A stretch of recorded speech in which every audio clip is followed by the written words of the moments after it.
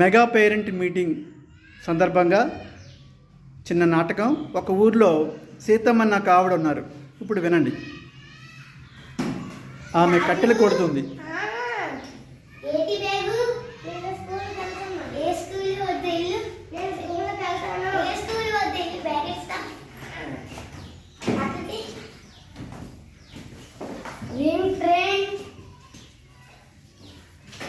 సీతమ్మ ఎదుగు ఉత్తరం వచ్చింది. చెల్లు మన ఇంకా ఎక్కువ సీతమ్మ పోస్ట్ వచ్చింది.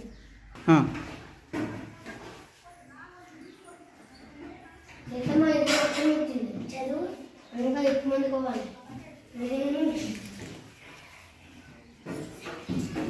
శంకరి చదువు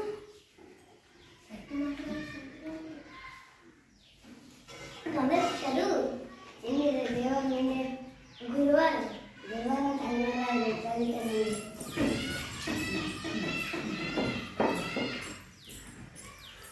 వాణి చదువు మీ అమ్మమ్మ పోయింది.